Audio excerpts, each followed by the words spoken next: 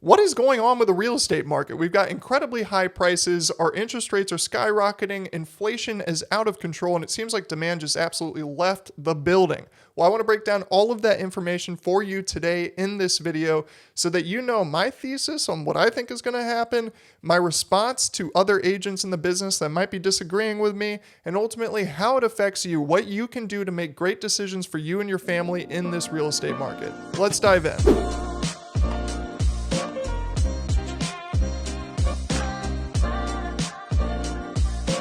It's Andrew Parker, your real estate agent here in sunny Southern California, helping you with your real estate needs. But I want to make sure it is known, if you live anywhere else in the country, this information applies to you as well. This is not just for those of you in Orange County. Whether you're a buyer, a seller, or an investor, this information is super important to stay up to date with so that you can make great decisions in real estate. What I am going to talk about today is a little bit taboo to mention as a real estate agent. And it seems like a lot of real estate agents that I follow on social media tend to be dodging the question, dodging the situation that is going on right now in the market. I keep on hearing it is the best time to sell. Rates are historically so low. You can never get a better time in the market. But the reality is things are changing, and it's so important to stay ahead of this information rather than just pushing some of the marketing pieces and terminology that we used to use as agents. I believe that my job as a real estate agent is to provide you the information so that ultimately you can make the decision whether or not you want to buy or sell.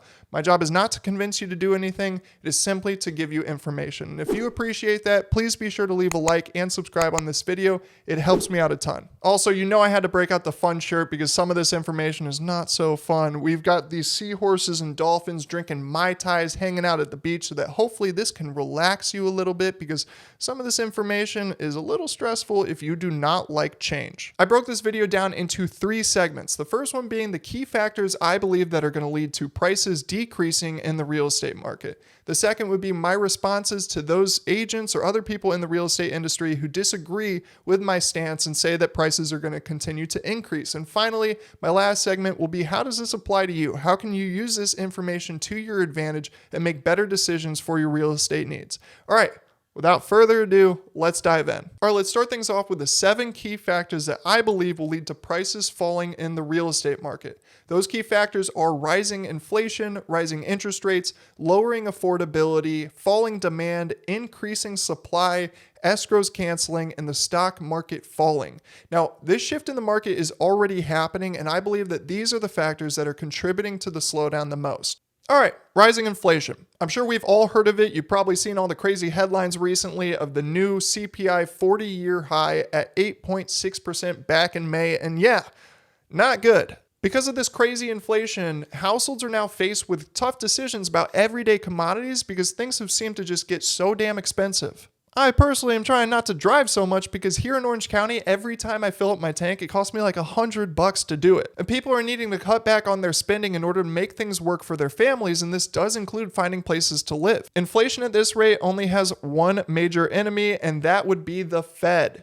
And that leads to our next point, rising interest rates. In order to combat rising inflation, the Federal Reserve will start to increase their federal funds rate, which will affect everybody's mortgage rates. Now, back in March, when we were at the previous 40-year high for the CPI at 8.5%, the Federal Reserve did this, and the following month showed steep inclines in our national average on mortgage rates. And now that that attempt has not stopped rising inflation, we can expect continued rate hikes by the Fed, which will start as early as this week. There is also fear that these rate hikes might be even larger than expected because the past ones haven't seemed to work at all. Inflation seems to continue to be out of control. Now, this video was filmed before their meeting, so you will know better than I do as to what they decided to go with. Higher interest rates mixed with high prices leads to affordability going down. And that brings us to our next point. The National Association of Realtors just released a presentation recently that showed the affordability impact of rising interest rates and appreciation. In just 1 year, the same house now costs about 55% more per month for our buyers out there. I mean, just go and use a mortgage calculator and see for yourself how expensive monthly payments have become.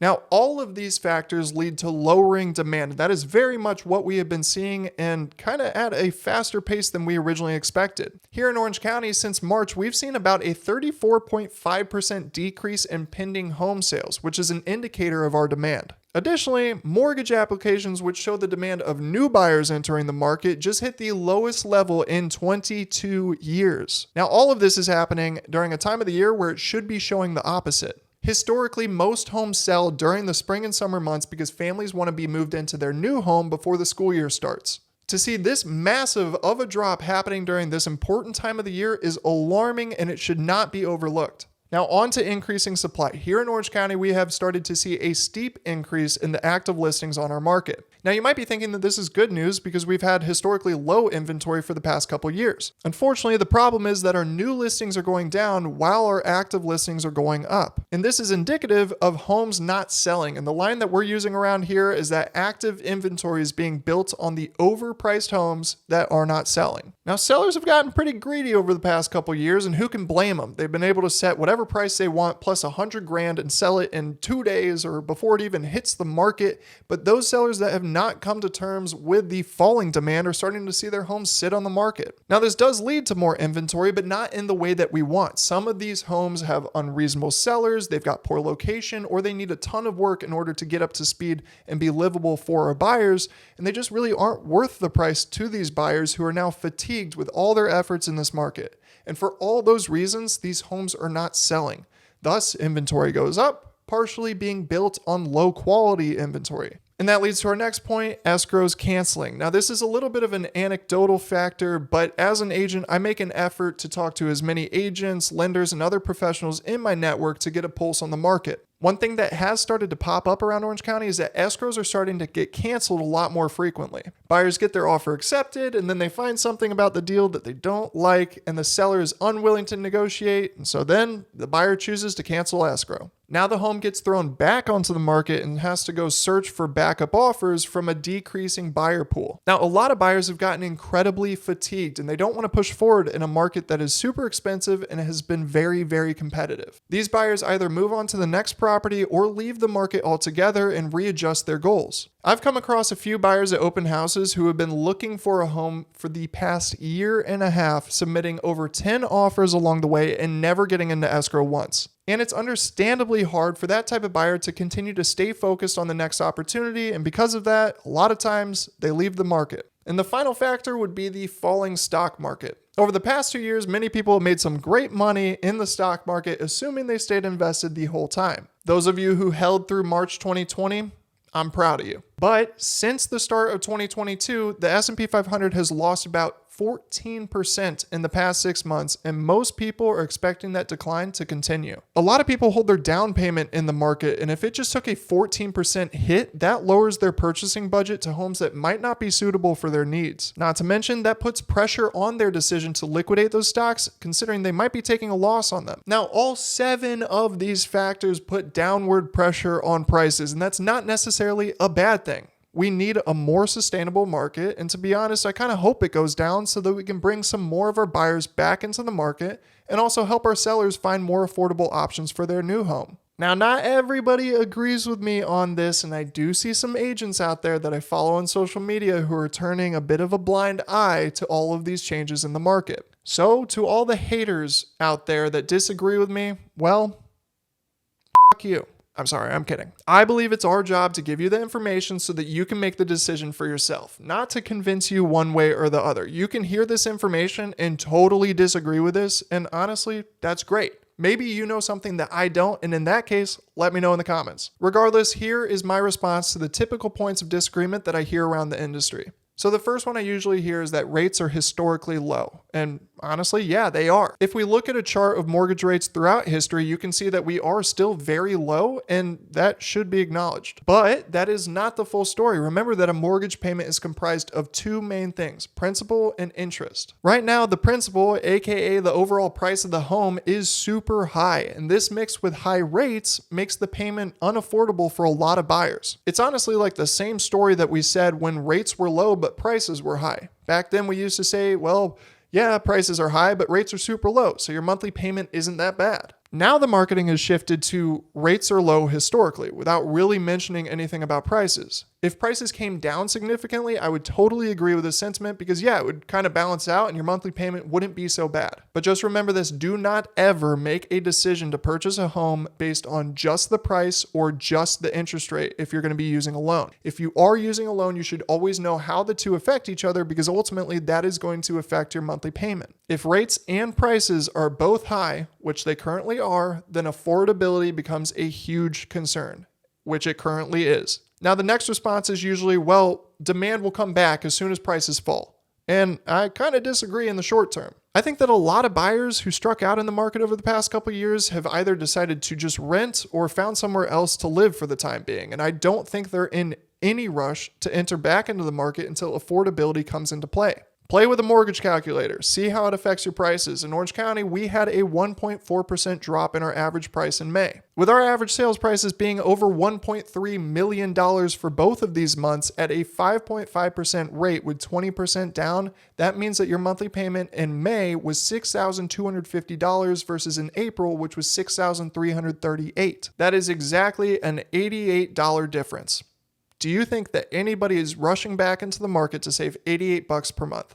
I honestly don't think so, and I think we're going to need to see much larger drops in either the prices or the interest rates in order to see buyers come back for the affordability. And based on the Fed's actions, I don't see interest rates dropping anytime soon, which means prices have to drop in order to get these buyers back into the market.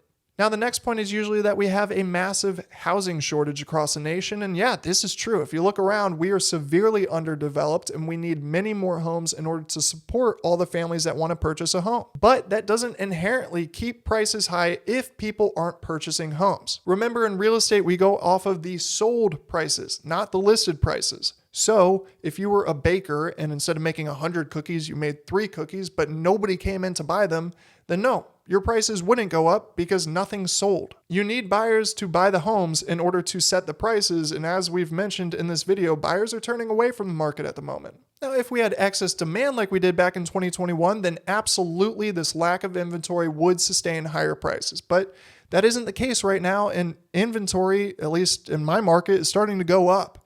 And unfortunately, it's being built on some bad cookies like oatmeal raisin.